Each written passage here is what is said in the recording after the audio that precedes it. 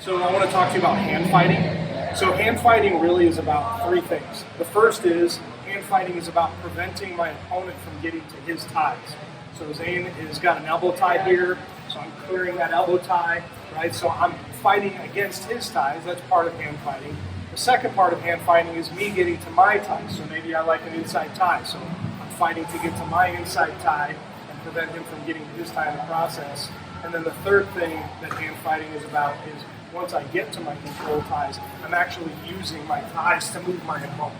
Right? So hand fighting again is about three things: preventing my opponent from getting to his ties, getting to my own ties, and then using my ties to move my opponent. So the second thing is just to define a control tie. Right? So a control tie is any kind of grip or hold on my opponent where I'm able to use it to move him. Right? So where I feel comfortable controlling my opponent. There's lots of different control ties. I covered that in a different video.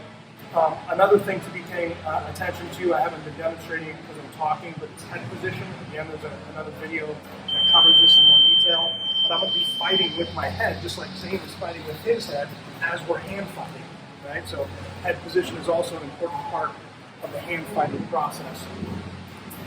And so, again, I'm hand fighting for my control ties using head position as well to battle, but also I'm using my feet. I've got to use my feet in the process as well. So I'm not just clubbing Zane on the head. I'm clubbing Zane on the head and moving my feet. I'm not just snapping down, I'm snapping down and moving my feet. As we're fighting for head position and control ties, we're also using our feet. Right? And so that gets at kind of the goal of hand fighting, is I'm actually using all of this hand fighting and control ties to move my opponent, right?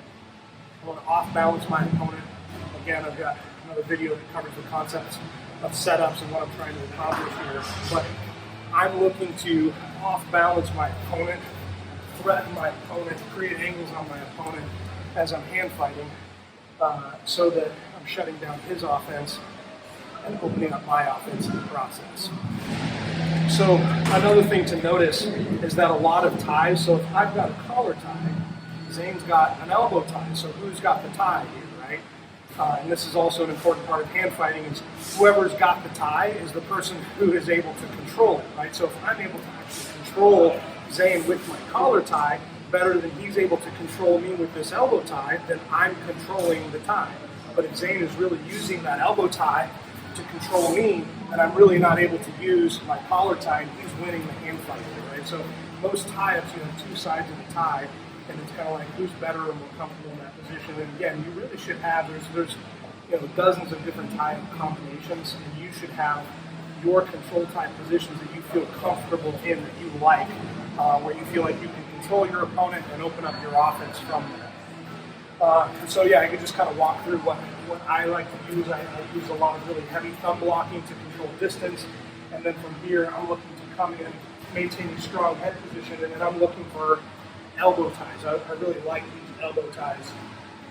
2-on-1s, again, which is a part of that elbow tie system where I'm using strong elbow control, and then as guys start pressuring into me, I'll dig underhooks. So those are kind of like the ties that I feel most comfortable with as I'm hand fighting and moving my opponent.